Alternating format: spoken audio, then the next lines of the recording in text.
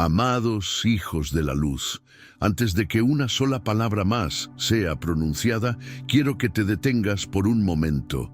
Respira profundo, porque lo que estás a punto de escuchar no es una simple reflexión, es una revelación. Esta no es una coincidencia. No estás aquí por azar. El cielo te ha guiado hasta este mensaje porque hay algo que debes saber, y es urgente. Desde hace décadas, muchas de las apariciones marianas más impactantes del siglo pasado han traído consigo mensajes velados sobre el destino de la Iglesia, el colapso de la fe y la llegada de un tiempo decisivo. Y ahora, con la inminente elección de un nuevo Papa, los ecos de aquellas advertencias parecen resonar con más fuerza que nunca. En los archivos secretos de Fátima, en los testimonios silenciados de Garabandal y en las visiones místicas de santos y videntes, hay un nombre que no se menciona, pero una figura que se anuncia. Un líder espiritual que surgirá en medio de confusión y cuyo rol será crucial en el desenlace final de la historia. Antes de continuar, quiero hacerte una invitación espiritual poderosa. Escribe en los comentarios tu pedido de oración. No importa cuál sea tu batalla, tu silencio o tu cruz. Hay una comunidad aquí que ora, que intercede y que cree que Dios aún responde. No estás solo, y si aún no lo has hecho, suscríbete ahora mismo a este canal y activa la campanita. Cada nuevo mensaje aquí compartido ha sido orado, discernido y preparado para fortalecer tu alma en este tiempo de tinieblas. Cada video es una respuesta que el cielo pone al alcance de tus manos. No pierdas ni una palabra. Ahora bien, ¿qué tiene que ver la Virgen María con el nuevo Papa? Todo. Porque desde las primeras apariciones aprobadas por la Iglesia, María no solo ha venido a consolar, sino a alertar, a abrir los ojos de un pueblo dormido. Y entre sus mensajes hay una línea constante. Un tiempo vendrá en que la Iglesia será sacudida desde adentro y muchos no sabrán distinguir la verdad del engaño. En Fátima, el famoso tercer secreto, que permaneció sellado por tanto tiempo, hablaba de un obispo vestido de blanco que caminaba entre ruinas, llorando por su pueblo. Muchos creen que esta figura representa al Papa, pero lo que no se ha dicho con claridad es que hay una doble profecía, uno que será mártir y otro que será instrumento de confusión. ¿Estamos ante la llegada de ese segundo?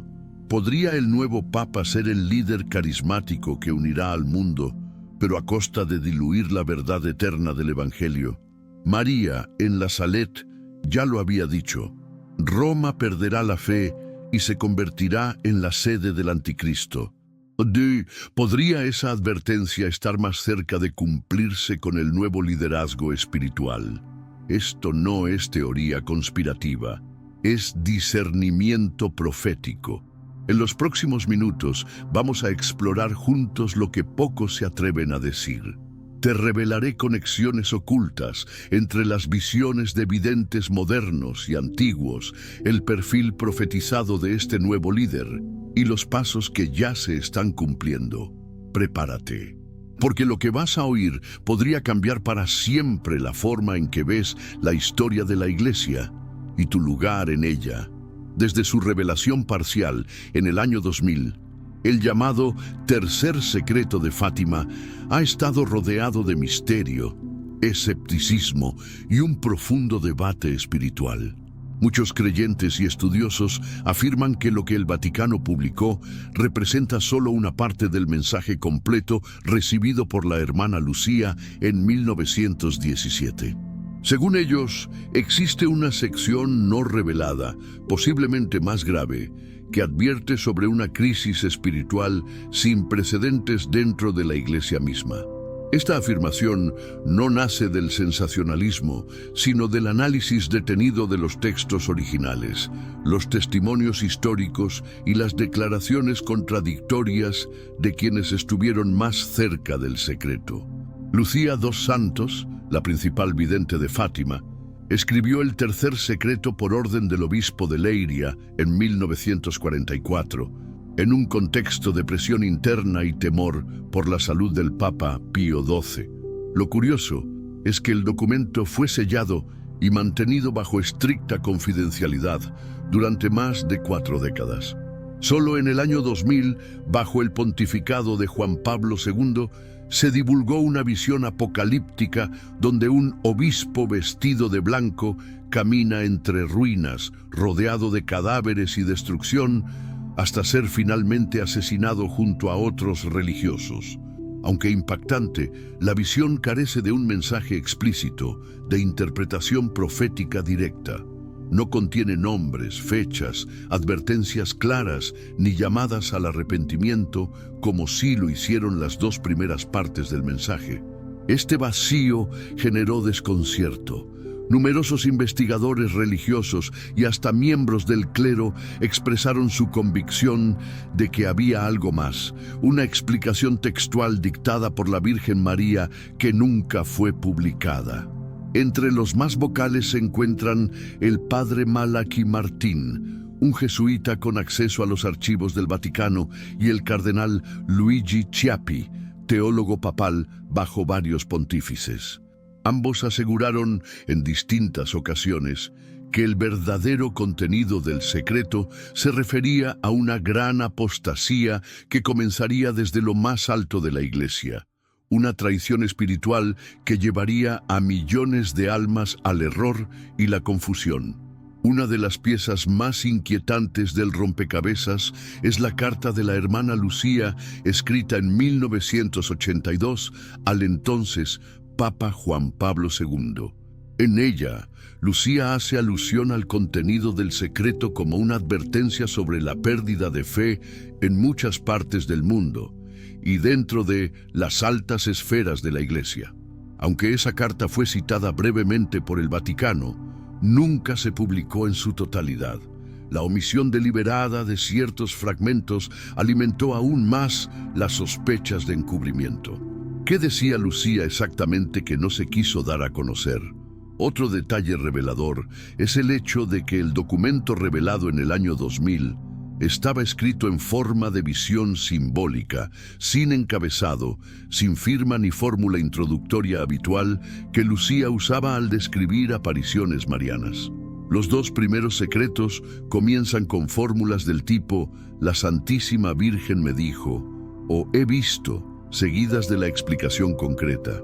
En cambio, el tercer secreto, tal como fue revelado, carece de esa estructura y da la impresión de estar incompleto. ¿Acaso lo publicado fue solo la parte visionaria, mientras que la parte interpretativa y más explícita fue suprimida? Las razones para no revelar todo el contenido pueden estar ligadas al impacto devastador que tal mensaje tendría sobre la fe de los fieles. Si el mensaje hablaba de una traición interna, de un liderazgo eclesiástico corrompido o de una infiltración doctrinal desde dentro, el escándalo podría haber desatado una crisis global. Incluso el cardenal Joseph Ratzinger, antes de ser Papa Benedicto XVI, declaró en 1984 que las cosas contenidas en el tercer secreto pueden causar confusión y escándalo. Esta frase cobra especial relevancia cuando se considera que el mensaje publicado en 2000 no contiene nada particularmente escandaloso ni doctrinalmente perturbador. Otra figura clave en este debate es el arzobispo Carlo María Viganò, quien en años recientes ha señalado públicamente la existencia de una red de encubrimiento espiritual dentro del Vaticano, y ha vinculado esta estructura al ocultamiento del verdadero mensaje de Fátima. Según Viganò, la apostasía silenciosa, la proliferación del relativismo moral y la ambigüedad doctrinal en ciertos documentos modernos serían síntomas de lo que la Virgen profetizó hace más de un siglo. Sus declaraciones no pueden ser ignoradas, ya que provienen de un hombre que ocupó cargos diplomáticos estratégicos en el corazón de la Iglesia. Además, existe una carta privada escrita por el cardenal Ottaviani, prefecto del Santo Oficio, donde menciona que el contenido del tercer secreto se relaciona con un gran castigo espiritual que vendría si la humanidad no se arrepentía. Esta carta, aunque no reconocida oficialmente, circuló en círculos teológicos y fue considerada creíble por varios prelados. ¿Podría tratarse del anuncio de una apostasía universal? Una ceguera espiritual que afectaría incluso a quienes deberían ser faros de luz en medio de la oscuridad. Por si fuera poco, el entonces secretario de Estado, Cardenal Sodano, en su conferencia de prensa en el año 2000, explicó que el tercer secreto estaba relacionado con el atentado contra Juan Pablo II en 1981. Pero la hermana Lucía nunca confirmó tal interpretación. Más aún, en entrevistas posteriores, ella afirmó que la visión no estaba limitada a un evento pasado, sino que apuntaba a un proceso continuo de sufrimiento y purificación para la Iglesia. Esta afirmación deja abierta la posibilidad de que el verdadero contenido del mensaje aún no se haya cumplido del todo. El contexto histórico en que fue escrita la visión también es importante. En 1944, la Iglesia enfrentaba presiones internas, el mundo vivía la Segunda Guerra Mundial y los totalitarismos amenazaban la libertad religiosa. Pero lo que Lucía habría escrito apuntaba a un peligro aún más devastador, una amenaza espiritual que vendría disfrazada de modernidad, de reformas mal interpretadas, de falsa misericordia y confusión moral. Un mal que no llegaría desde fuera, sino que nacería dentro de la propia estructura eclesiástica. El misterio se agrava cuando se compara el manuscrito del tercer secreto con el testimonio del cardenal Bertone, quien acompañó su revelación. Diversas inconsistencias en sus relatos, cambios en fechas y detalles omitidos han hecho que algunos investigadores hablen abiertamente de una versión reducida o editada del mensaje. El Vaticano, por su parte, ha insistido en que todo fue publicado, pero jamás ha ofrecido una prueba documental clara que demuestre que no existe otra parte escrita por Lucía. Es innegable que las palabras de la Virgen María, siempre orientadas a la conversión y la vigilancia espiritual, no serían completas sin una advertencia clara sobre el estado de su Iglesia. Fátima no fue solo un llamado al rezo del rosario y la penitencia, fue una alarma divina sobre el rumbo del mundo y del clero. El hecho de que esa advertencia haya sido ocultada, minimizada o tergiversada, solo aumenta la necesidad de discernimiento por parte de los fieles. A la luz de todo esto, surge una pregunta inevitable que abre una profunda reflexión para todo creyente sincero. ¿Crees tú que el tercer secreto de Fátima fue revelado completamente? ¿O piensas que aún queda una parte escondida que podría cambiar la historia de la Iglesia? Comparte tu discernimiento en los comentarios. Amados del Señor, atentad con reverencia a esta revelación que, aún velada por el manto del misterio celestial, sigue clamando a los corazones sensibles al lenguaje del Espíritu. Lo que hoy traemos a la luz no es una simple curiosidad histórica, sino una ventana profética abierta al discernimiento de los últimos tiempos. El obispo vestido de blanco, descrito por la vidente Lucía de Fátima, no es solo una figura simbólica ni una imagen poética. Es una alarma profética que resuena como eco de advertencia sobre el porvenir de la Iglesia y del mundo. Fue el 13 de julio de 1917 cuando los tres pastorcitos recibieron, de parte de la Virgen María, una visión que estremeció sus almas. Lucía, la principal testigo, escribió más tarde, bajo obediencia, la tercera parte del llamado Secreto de Fátima. En su relato aparece una figura enigmática, un obispo vestido de blanco. Ella misma agrega: tuvimos el presentimiento de que fuera el Santo Padre. Pero ¿por qué dice tuvimos el presentimiento? No era claro que se trataba del Papa. Aquí comienza el misterio. Algunos interpretan esta figura como el Papa mártir, herido y asesinado en un escenario de dolor y persecución. Esta visión parece haber cobrado especial relevancia tras el atentado que sufrió San Juan Pablo II en 1981, hecho que él mismo vinculó con el mensaje de Fátima. Sin embargo, la descripción dada por Lucía va más allá de un simple atentado. En la visión, el obispo de blanco camina con dificultad entre cadáveres, sube una montaña empinada y es finalmente asesinado junto con otros religiosos. No es solo un atentado, es una masacre espiritual, es un Gólgota eclesial. Estamos entonces frente a una advertencia literal del martirio de un papa futuro, aún no acontecido. ¿O este obispo blanco es símbolo de una iglesia debilitada, herida, cercada por la apostasía y la desobediencia interna? Aquí surgen dos interpretaciones que conviven con tensión profética, la literal y la simbólica. Desde la óptica literalista, la visión representa un hecho que aún no ha sucedido. El papa que cae asesinado entre ruinas y mártires podría ser un futuro sucesor de Pedro, expuesto en una gran persecución, quizá en medio de una guerra, un colapso mundial o una purga interna. Esta interpretación pone en alerta a los creyentes y refuerza el llamado a la oración por el Papa y por la fidelidad en la Iglesia. La interpretación simbólica, en cambio, ve en el obispo blanco el rostro sufriente de la Iglesia misma, vestida de blanco, porque está llamada a la pureza y la santidad, herida, porque ha sido traicionada desde dentro, asesinada porque la fe verdadera está siendo diluida en medio del relativismo moral, las doctrinas confusas y una espiritualidad sin cruz. Esta iglesia mártir es conducida a la cima de la montaña, no para ser glorificada, sino para ser crucificada ante el mundo.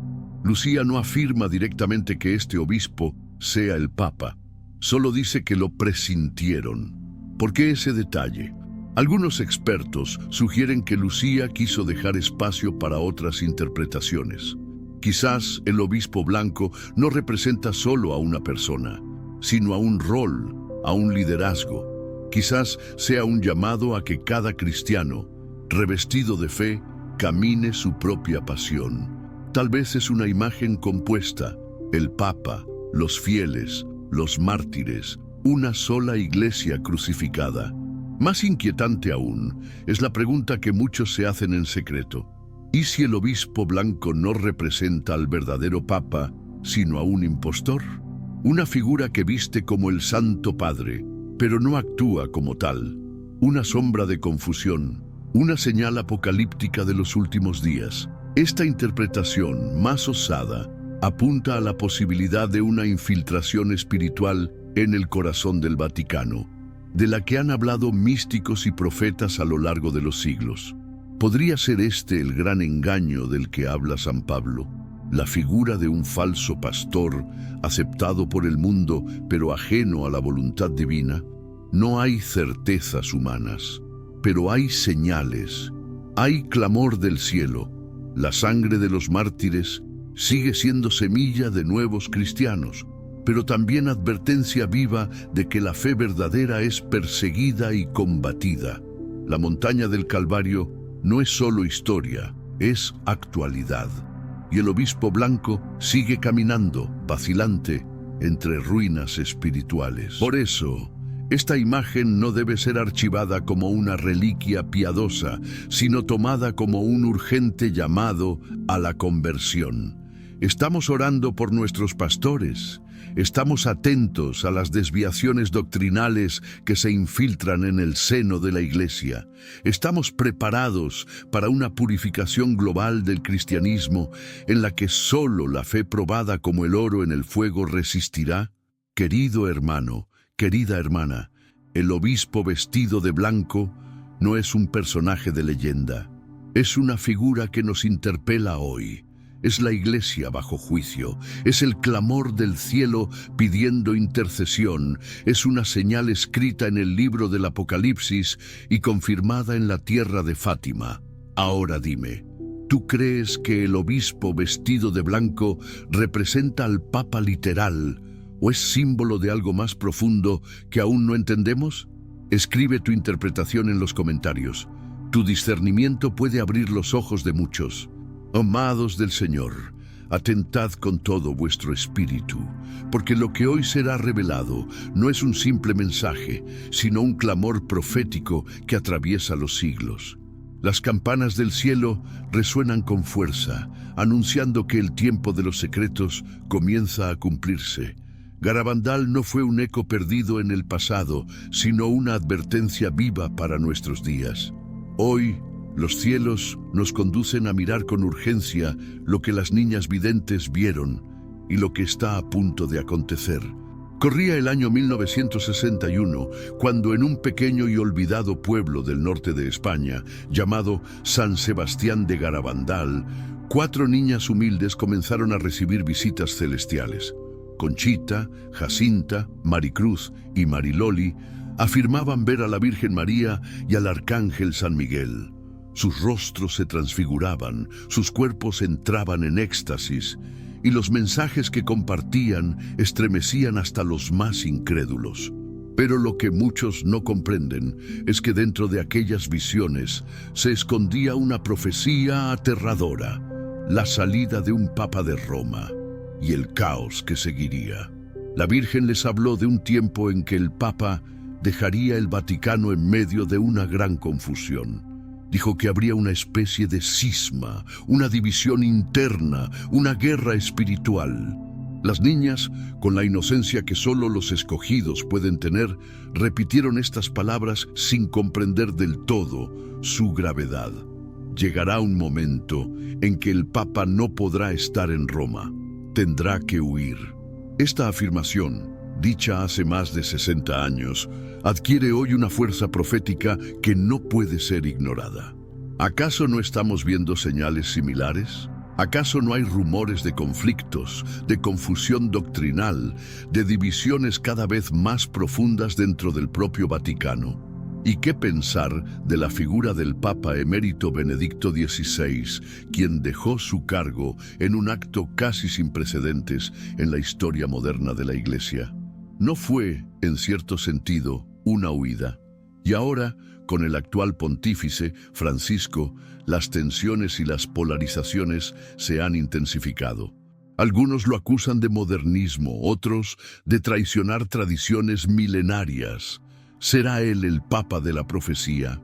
Los mensajes de Garabandal hablaban también de 3 grandes eventos: el aviso, el milagro y el castigo. El aviso será un momento en el que cada alma verá el estado de su conciencia tal como Dios la ve. Será un despertar global, un sacudón espiritual que no dejará a nadie indiferente. Luego vendrá el milagro, un evento sobrenatural que ocurrirá en Garabandal y que servirá como confirmación divina.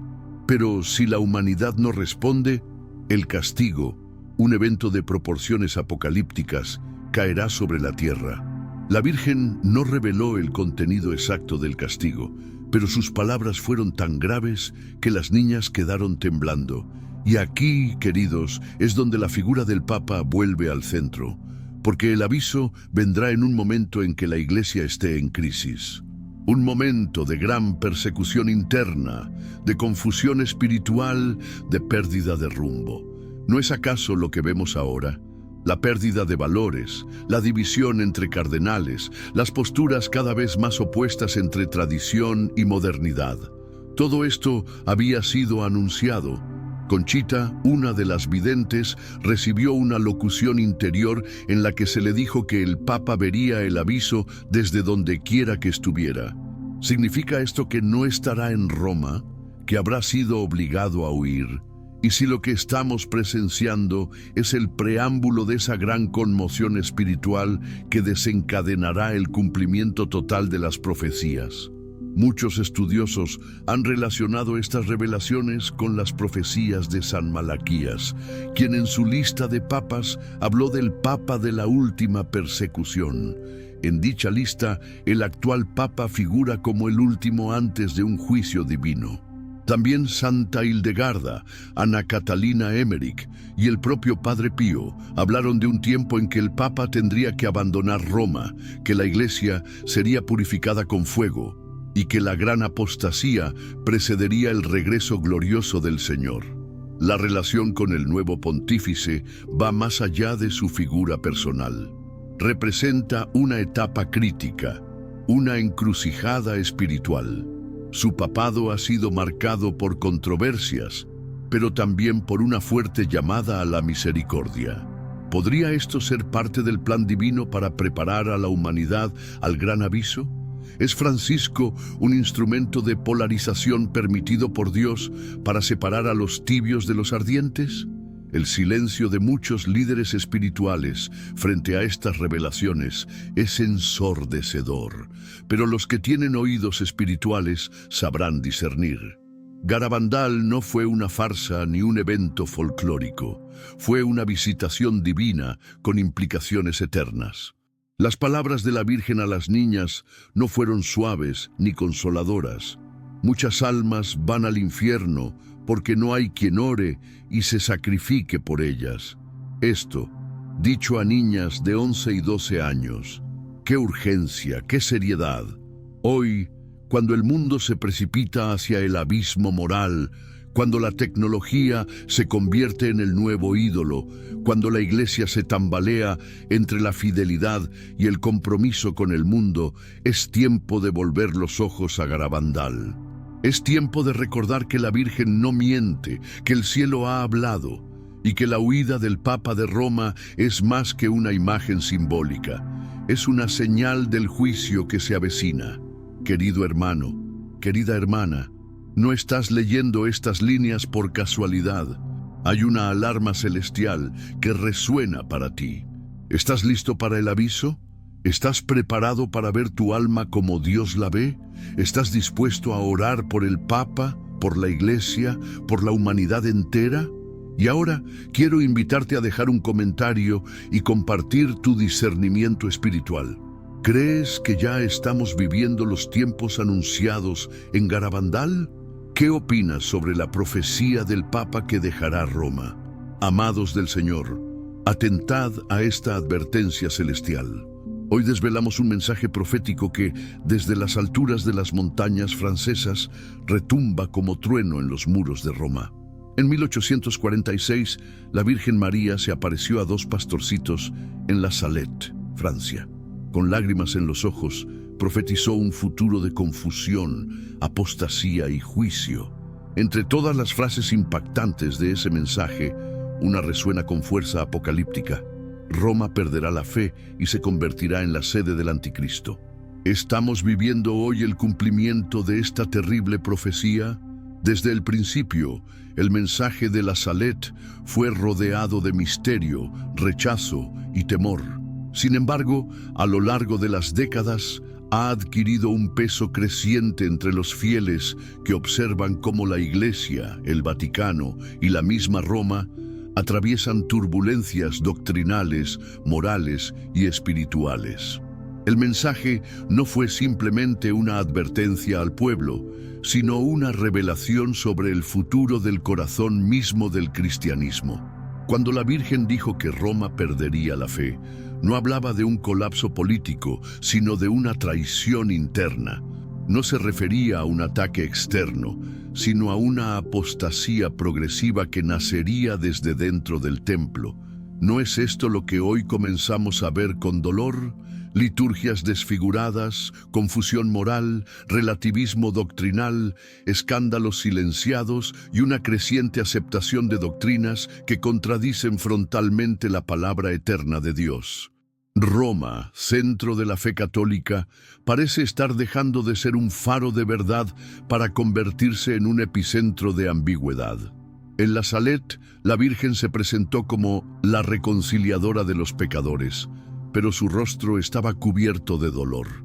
Dijo que si la humanidad no se convertía, vendrían castigos sin precedentes, y entre esas advertencias señaló que los sacerdotes se volverían cloacas de impureza, que la abominación estaría en lugares santos y que el demonio reinaría en Roma. ¿Puede alguien hoy negar que tales señales están visibles en nuestro tiempo? La crisis actual en Roma no es solo teológica, es una crisis espiritual que afecta el alma de millones. Cada vez más creyentes fieles sienten que están siendo abandonados por sus pastores, que las enseñanzas claras de Cristo son puestas en duda por aquellos que deberían defenderlas con valentía. Esta fractura espiritual se siente en los corazones de muchos que ven cómo la profecía de la Salet se manifiesta silenciosa, pero firmemente ante nuestros ojos. Cuando la Virgen dijo que Roma sería la sede del Anticristo, no hablaba en símbolos vacíos. Esta declaración apunta a una inversión de valores tan profunda que lo sagrado será sustituido por lo profano, lo verdadero por lo falso, y el trono de Pedro se verá contaminado por una voz que ya no proclama la verdad eterna, sino una falsa misericordia que encubre el pecado sin arrepentimiento. Es inquietante observar cómo muchas de las advertencias de la Salet se alinean con lo que también dijo la Virgen en Fátima, Garabandal y Akita. En todas estas apariciones, la Madre Santísima habla de una apostasía dentro de la Iglesia, de un juicio inminente y de una batalla espiritual final que se librará dentro del mismo cuerpo de Cristo. Esto no es casualidad, es una cadena profética que Dios permite para preparar a su pueblo. Los signos son evidentes: líderes eclesiásticos que promueven un ecumenismo sin verdad, que abrazan ideologías contrarias al Evangelio, que callan ante el pecado mortal y que minimizan la necesidad de conversión. Se habla mucho de fraternidad, de inclusión, de diálogo, pero poco de cruz, de penitencia, de obediencia a los mandamientos. La Virgen en la Salet lloraba por esta razón, porque sabía que llegaría un tiempo en el que la iglesia visible ya no reflejaría al esposo, sino que comenzaría a cortejar al mundo. Esto no es un ataque a la iglesia fundada por Cristo. Al contrario, es una súplica urgente a todos los fieles a no dejarse engañar por una nueva iglesia que parece conservar la forma, pero ha perdido el alma. Roma perderá la fe. No significa que toda la iglesia desaparecerá, sino que una parte, la más visible, será infiltrada por el error. Pero el pequeño resto fiel permanecerá firme, porque Dios nunca abandona a los suyos. El mensaje de la Salet es un llamado a pertenecer a ese resto, a no ceder ante la confusión, a no seguir a ciegas a quienes predican un evangelio distorsionado. Muchos hoy sienten que algo ha cambiado, que ya no reconocen el lenguaje de sus pastores, que en lugar de sentir consuelo, sienten vacío, que se habla más de política que de conversión, más de ecología que de santidad. Este desconcierto no es casual. Es parte de la purificación que la Iglesia está atravesando, y la Salet fue el anuncio profético de este tiempo de prueba.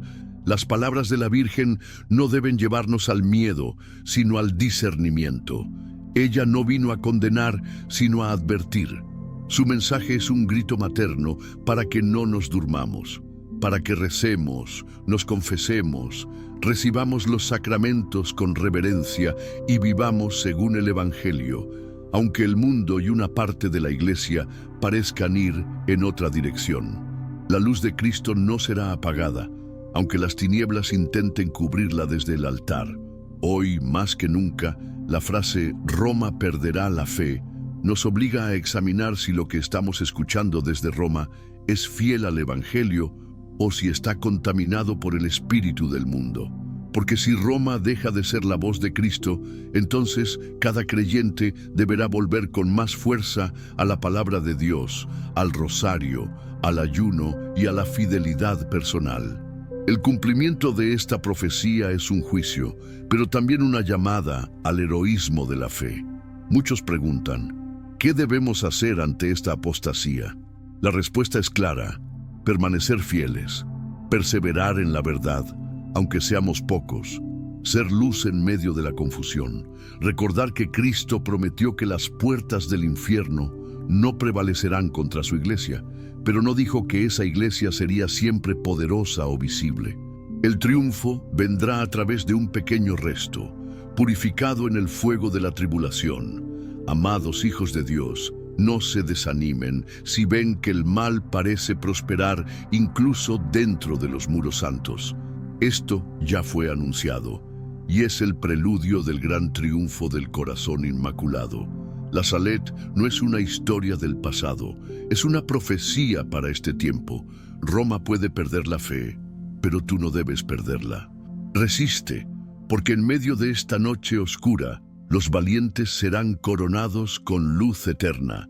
Ahora te pregunto, ¿crees que estamos viviendo el cumplimiento de la profecía de la Salet? Deja tu respuesta en los comentarios y juntos fortalezcamos nuestra fe en este tiempo decisivo. Amados del Señor, atentad a esta palabra que nace en la profundidad del misterio divino. No es casualidad que hoy estés aquí.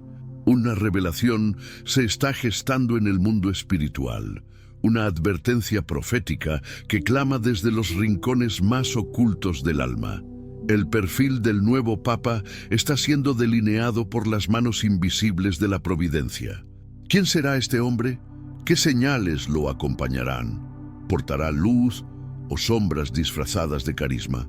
Desde hace décadas, videntes, místicos y almas consagradas han recibido destellos, fragmentos de una imagen que se repite, la figura de un líder que encarna una mezcla de atractivo personal, capacidad de unificación y al mismo tiempo un aura de ambigüedad espiritual. Un hombre que fascina con sus palabras, que convence con su sonrisa, pero cuya alma guarda secretos que solo el cielo conoce. ¿Podría este hombre ser el anunciado por muchas profecías como el último pastor antes del gran juicio? En los mensajes celestiales, algunos lo describen como una figura de transición, no por debilidad, sino por su papel estratégico en el cumplimiento de los tiempos. Su voz será suave, pacificadora, cargada de promesas de unión y fraternidad universal. Hablará de amor, de ecología, de compasión global. Será aplaudido por multitudes, invitado por líderes de todas las religiones y considerado un emblema de esperanza por un mundo en caos. Pero detrás de ese rostro amable podría esconderse una peligrosa neutralidad ante el pecado, una tolerancia que, lejos de corregir, adormece a las almas. Uno de los rasgos más inquietantes revelados por los profetas es su habilidad para amalgamar verdades con errores sutiles. Se dirá que todo es por el bien de la unidad, que el dogma divide, que lo importante es el amor sin juicio. Así, la doctrina será relativizada, las tradiciones apostólicas silenciadas, y muchos, sin notarlo, comenzarán a beber de una fuente contaminada. No será un lobo agresivo, sino un pastor que guía con dulzura hacia el abismo de la confusión espiritual. Pero ¿cómo reconocerlo? ¿Qué signos lo delatarán? Las revelaciones hablan de un Papa amado por los medios, celebrado por los poderosos, respetado por el mundo, pero llorado por el cielo. Su lenguaje será incluyente, pero evitará pronunciar palabras como pecado, conversión, juicio, cruz. Usará símbolos ambiguos. Hará gestos de aparente humildad, pero al mismo tiempo introducirá reformas que dividirán profundamente a la Iglesia. Este hombre no vendrá solo. Su ascenso estará acompañado por un fuerte impulso geopolítico y mediático. No será elegido únicamente por cardenales. Su elección será precedida por presiones externas, campañas de opinión y movimientos que ya se están gestando en la sombra. Todo estará cuidadosamente preparado. Su llegada marcará el inicio de una nueva etapa eclesial, donde el discernimiento será más necesario que nunca, porque, como advierte el Apocalipsis, llegará un tiempo en que incluso los elegidos podrían ser engañados. Algunos videntes han percibido una atmósfera de gran confusión durante el cónclave que lo elegirá. Será un momento de luchas internas, de cardenales divididos, de presiones externas como nunca antes. Y en medio de ese caos surgirá su nombre. No como favorito al principio, pero sí como consenso inesperado. ¿Casualidad? No. El mundo espiritual se moverá de forma intensa, y las fuerzas de la luz y las tinieblas se enfrentarán como en una batalla final. También se ha revelado que este nuevo Papa tendrá una conexión especial con lo tecnológico. Fomentará el uso de inteligencia artificial, redes digitales y métodos modernos para evangelizar. Pero en ese avance se abrirán puertas para un control espiritual disfrazado de innovación. La fe será digitalizada, los sacramentos flexibilizados y lo sagrado desacralizado. Será un hombre de rostro amable, pero de decisiones tajantes. Introducirá reformas litúrgicas, promoverá nuevas formas de oración ecuménica y abrirá la puerta a reinterpretaciones bíblicas en nombre de la inclusión.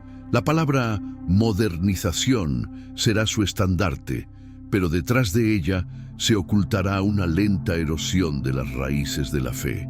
Las devociones marianas serán reducidas, los mensajes proféticos ignorados y la espiritualidad mística será tachada de anticuada. Sin embargo, no todo será oscuridad, porque al mismo tiempo que este hombre se levante, Dios también levantará voces proféticas dentro y fuera de la iglesia. Voces que clamarán en el desierto, que denunciarán con valentía, que mantendrán encendida la llama de la verdad en medio del humo de la confusión. Y tú que lees estas palabras, serás testigo de esta batalla espiritual. No para temer, sino para orar con mayor fervor, para interceder, para discernir. Recuerda, no todo lo que brilla proviene del cielo. El verdadero liderazgo espiritual no seduce, santifica, no busca aplausos, sino almas, no se adapta al mundo, lo transforma. El nuevo Papa que será revelado pronto marcará un antes y un después en la historia de la Iglesia, y será necesario mirar más allá de lo visible para entender el alcance de su papel. Querido Hijo del Altísimo, permanece vigilante. No te dejes arrastrar por la euforia colectiva. Escucha al Espíritu Santo. Lee los signos de los tiempos. Porque el enemigo ya no viene con garras visibles, sino con palabras dulces y túnicas blancas. Y aunque se diga que trae paz, será una paz sin cruz, sin redención, sin verdad.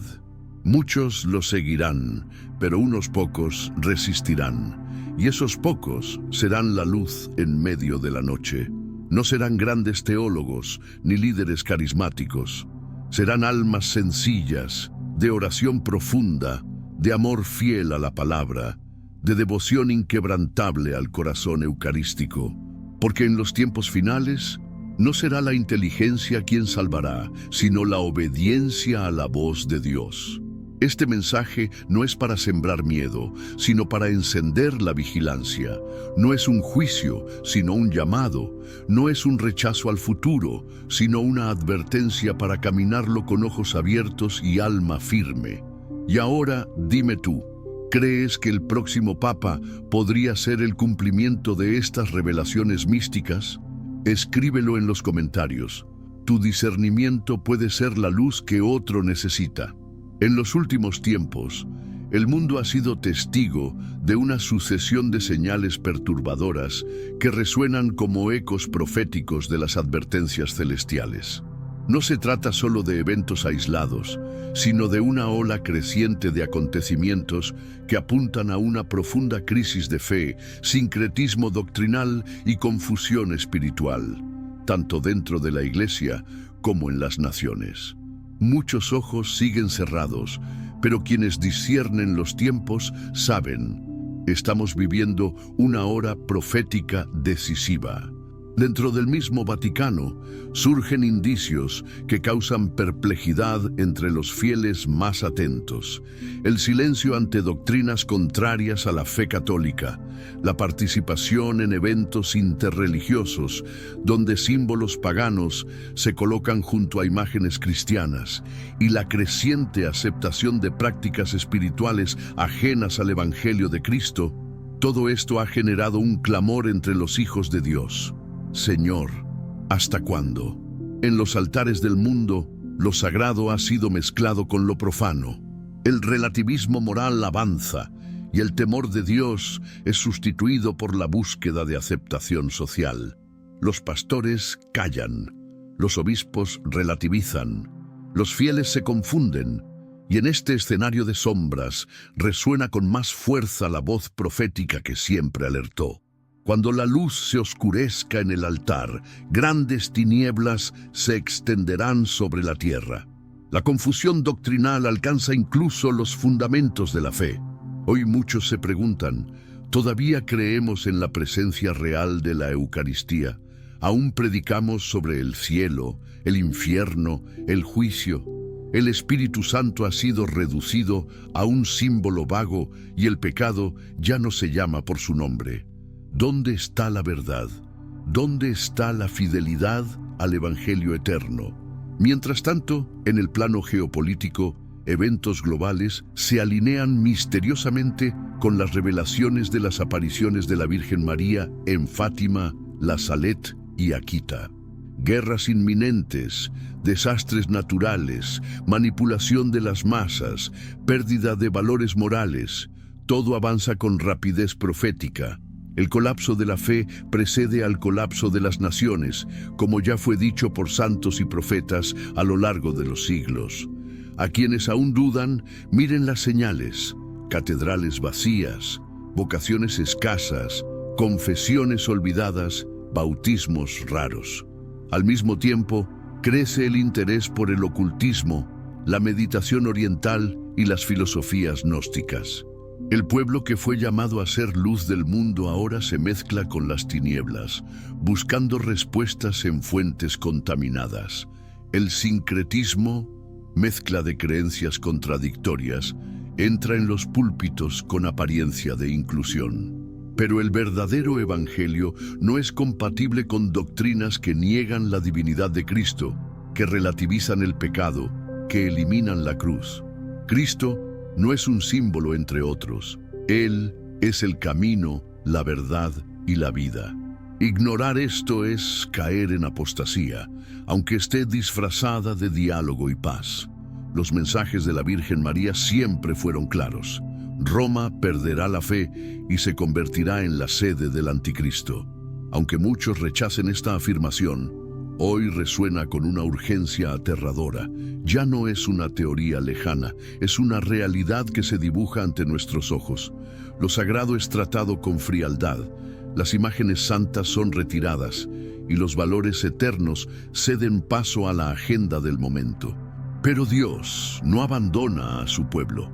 Siempre que el error se extiende, Él levanta profetas, intercesores, hombres y mujeres que, con lágrimas y valentía, mantienen encendida la llama de la verdad. No se doblegan ante el miedo, ni se venden por aplausos. Saben que el tiempo es corto y que la cosecha ya ha comenzado. Mientras unos niegan las señales, otros las anuncian con fervor. La tierra tiembla, los cielos gritan y el Espíritu Santo sigue clamando a través de sus instrumentos: vuelvan a mí mientras hay tiempo. La crisis de fe no es solo eclesial, también es personal. Muchos han perdido la intimidad con Dios, cambiando la oración por entretenimiento, la palabra por la opinión de los hombres. Ha llegado el tiempo en que ser fiel cuesta reputación, cuesta amigos, cuesta posición. Pero también ha llegado el tiempo en que los fieles serán marcados. Serán los que permanecieron en pie cuando todo parecía derrumbarse. Serán los que dijeron sí al cielo mientras el mundo gritaba no. Lo que estamos viviendo es el cumplimiento visible de Apocalipsis 3:16. pero por cuanto eres tibio, y no frío ni caliente, te vomitaré de mi boca.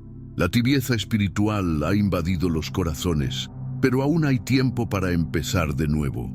Aún hay tiempo para encender de nuevo la llama. Quien tenga oídos, que escuche. La noche se acerca, y muchos aún duermen. Pero quienes se levanten ahora aún podrán ser usados para restaurar los muros de la fe. El tiempo de fingir ha terminado. O somos luz, o contribuimos con las tinieblas. O levantamos la bandera de la verdad, o seremos arrastrados por la ola de apostasía. Oremos con urgencia, velemos con intensidad, porque el día del Señor se acerca. Las señales son claras, las trompetas suenan, y los escogidos están siendo alineados con el cielo. Ahora dime en los comentarios, ¿tú también has percibido estas señales en tu entorno espiritual? ¿Qué te ha mostrado el Espíritu en estos tiempos?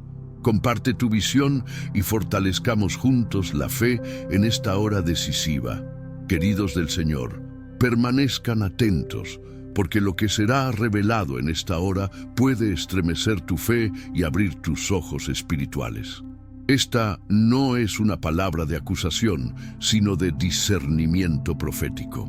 Hay un clamor en el cielo que busca despertar a la iglesia en los tiempos finales. Hoy hablaremos de una de las figuras más enigmáticas del Apocalipsis, el falso profeta, y de la controversia que ha surgido en torno al actual Papa. ¿Puede realmente estar vinculado a esta sombría profecía? Desde hace décadas, diversos teólogos, profetas y estudiosos de las Escrituras han buscado identificar al personaje bíblico conocido como el falso profeta, descrito en el libro del Apocalipsis como el segundo instrumento de la bestia, aquel que realiza grandes señales para engañar a los habitantes de la tierra. Apocalipsis 13, 11, 18. Se le concede poder para hablar como dragón, aunque tiene apariencia de cordero, es decir, su voz traiciona su verdadera naturaleza. ¿Quién es este ser que tiene apariencia de piedad, pero cuyas palabras promueven una agenda infernal? ¿Puede el liderazgo religioso mundial estar infiltrado por esta figura? Cuando analizamos las Escrituras con un espíritu sobrio y discernimiento, nos damos cuenta de que el falso profeta no es simplemente un personaje aislado. Es parte de un sistema, una estructura espiritual de seducción, mentira y sincretismo que tiene como objetivo principal preparar al mundo para adorar a la bestia. Y lo hace no mediante la fuerza, sino mediante el engaño religioso.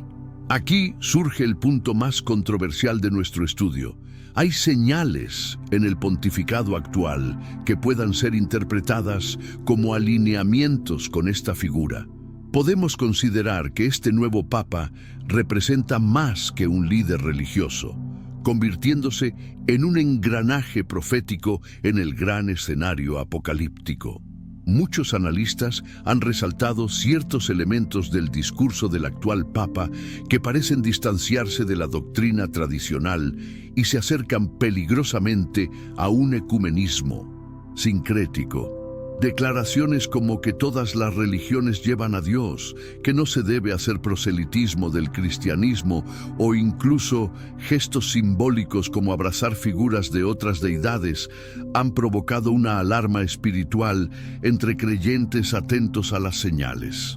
En paralelo, hay una tendencia creciente en el Vaticano a promover una unidad global espiritual, desprovista de los absolutos bíblicos.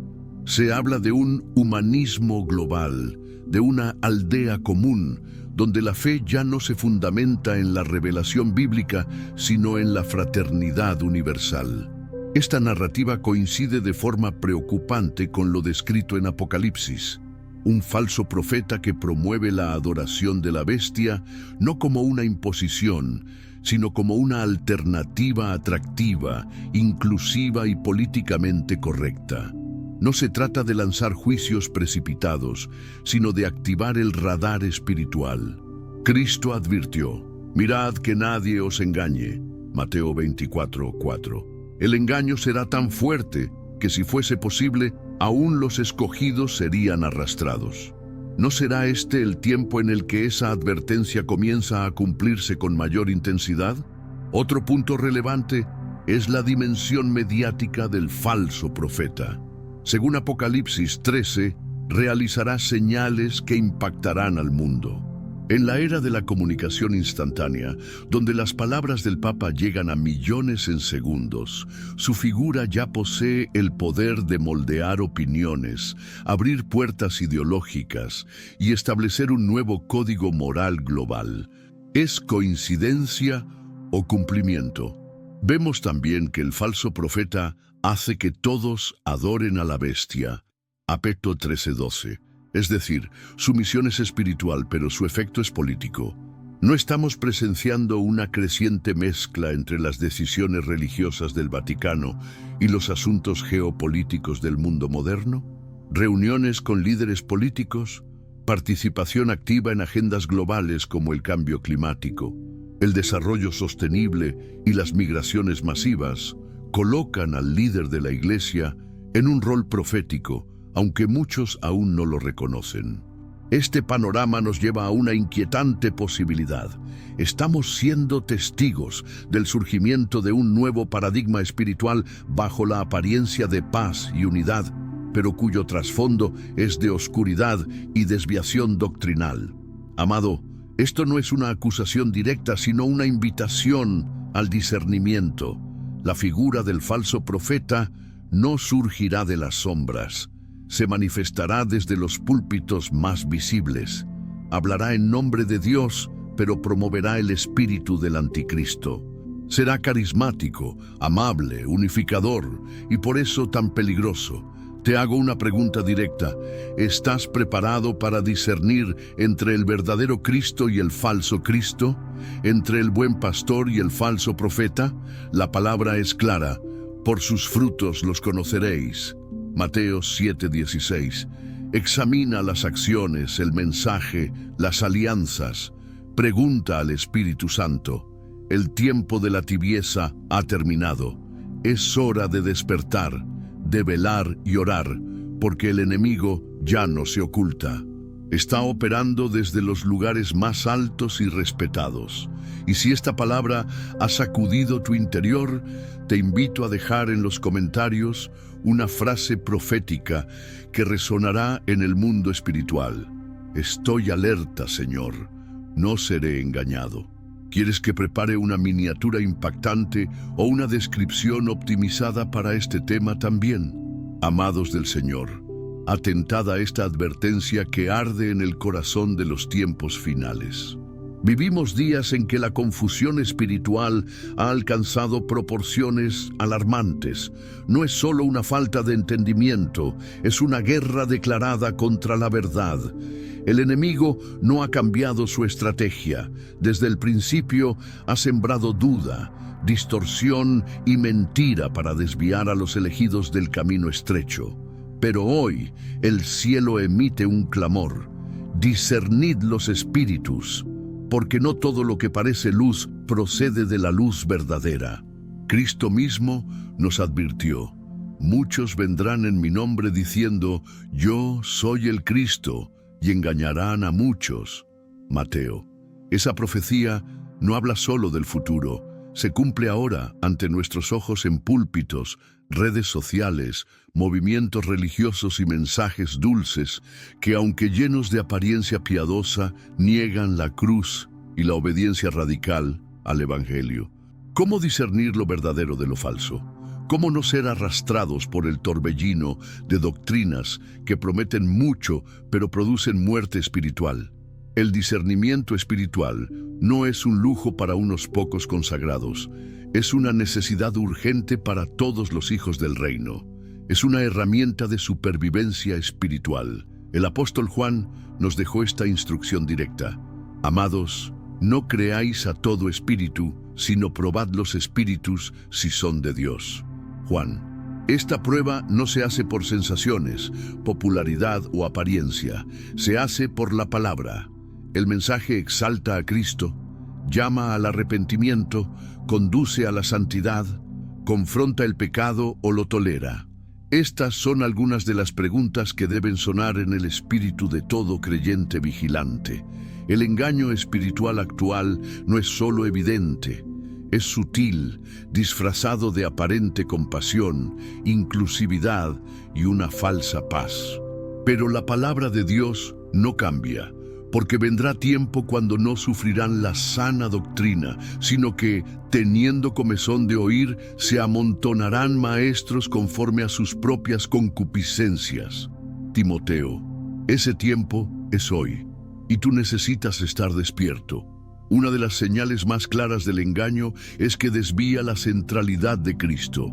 Si el mensaje pone al hombre en el centro, si exalta emociones por encima de la obediencia, si propone atajos para evitar la cruz, es falso. El verdadero evangelio no endulza la carne, la crucifica, no acaricia el pecado, lo denuncia, no entretiene, transforma. El discernimiento espiritual comienza con una vida en el espíritu. No se logra solo con estudio intelectual, sino con intimidad profunda con Dios. Cuanto más conoces a Jesús, más fácilmente identificas lo que no viene de Él. No se puede discernir desde la carne, porque la carne es fácilmente seducida. Solo el Espíritu revela la verdad. Muchos están siendo arrastrados por movimientos que usan el nombre de Dios, pero niegan su poder. Se proclaman nuevas revelaciones, nuevos pactos, nuevas unciones que no encuentran respaldo en las Escrituras. Cuidado, el Espíritu Santo no contradice la palabra que Él mismo inspiró. El discernimiento te protegerá de caer en el error, pero solo si tu oído está sintonizado con el cielo y no con las voces populares. ¿Qué hacer entonces para mantenerse fiel en medio del caos espiritual? Hay claves que todo creyente debe activar. Anclarse en la palabra, orar con fervor y constancia, buscar consejo sabio, examinar todo fruto, mantener un corazón quebrantado, rechazar el sensacionalismo, no seguir multitudes, sino la voz del pastor, hijos del Altísimo. No es tiempo de pasividad. Es tiempo de vigilia, de celo santo, de examen continuo. No todo lo que brilla viene de Dios.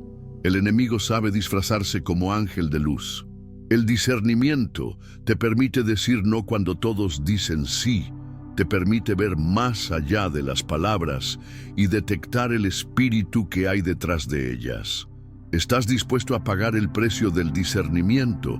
¿Estás dispuesto a ser señalado por no seguir la corriente? Porque quien discierne con el espíritu no se deja llevar por la moda espiritual, sino por la fidelidad a Cristo.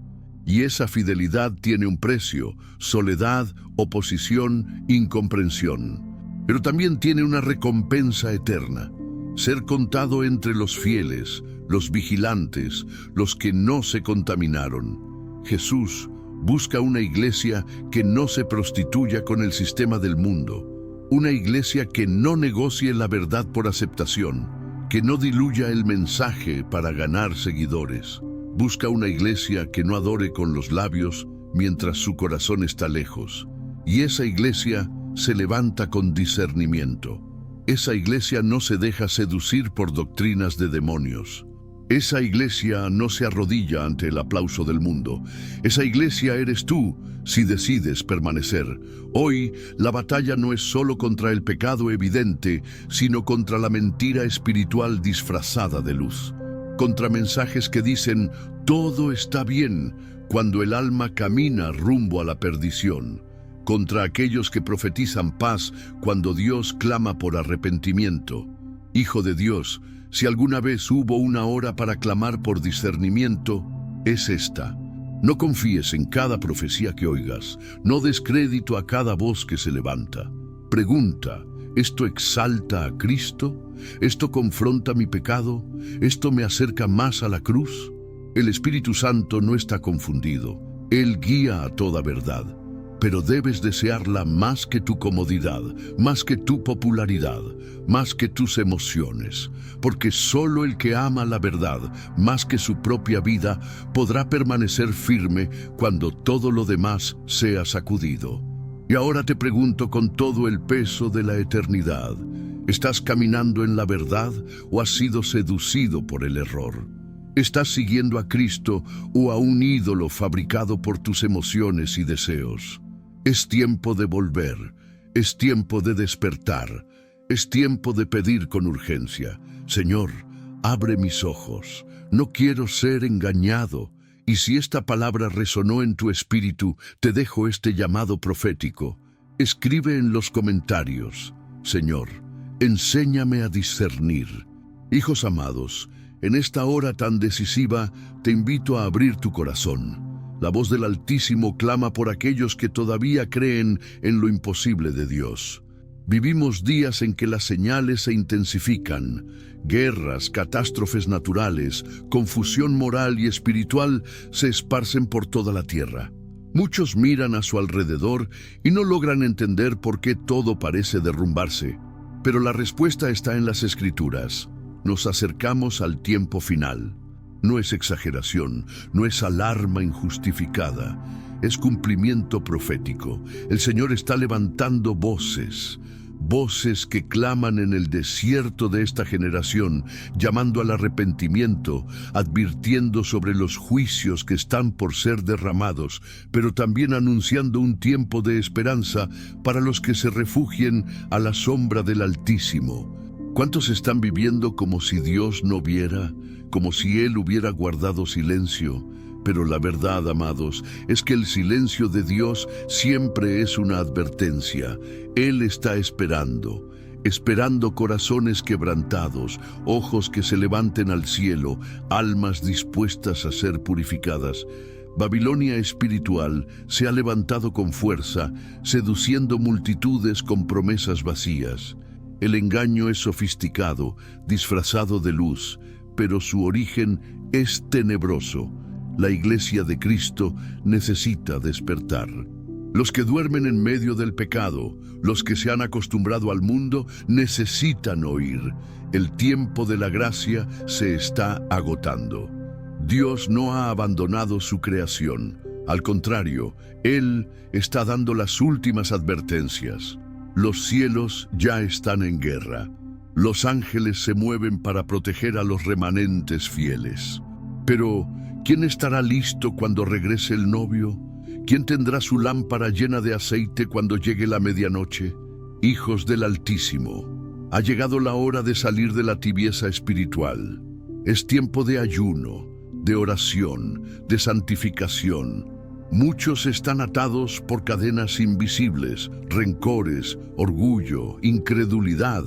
Pero hoy el Espíritu del Señor declara: he venido a libertar a los cautivos y a abrir los ojos espirituales de los ciegos. Hay una convocatoria celestial siendo liberada. Dios está marcando a los suyos con fuego. Una generación de Elías está siendo separada. Una generación que confronta reyes, que desafía altares de Baal, que no teme ser perseguida por hablar la verdad. Una generación que anda con vestiduras blancas, que no se inclina ante ningún sistema corrompido. El reloj profético está a punto de marcar la medianoche. Y en este momento exacto, el cielo pregunta: ¿dónde están los intercesores? ¿Dónde están los adoradores en espíritu y en verdad? ¿Dónde están los que no negocian su fe? Aún hay tiempo para posicionarse. Aún hay una oportunidad de entrar en el arca antes de que se cierren las puertas. El Espíritu Santo está visitando hogares, despertando profetas que estaban callados, reavivando el altar en los corazones. Él está diciendo: prepárense, porque grandes revelaciones vendrán. Pero solo los que tienen oídos espirituales escucharán. Solo los que tienen discernimiento podrán permanecer firmes cuando todo el mundo tambalee. No temas lo que viene. Aunque los terremotos sacudan los continentes, aunque las naciones colapsen, aunque se levanten falsos cristos, el Señor guardará a los suyos. porque está escrito: caerán 1000 a tu lado y 10.000 a tu derecha, pero a ti no te alcanzará.